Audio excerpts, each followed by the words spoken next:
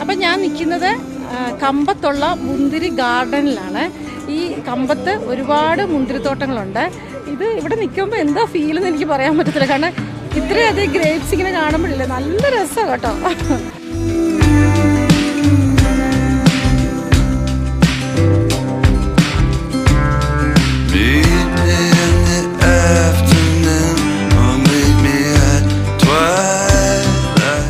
ശരിക്കും വന്ന് കാണുക തന്നെ ചെയ്യണം കേട്ടോ.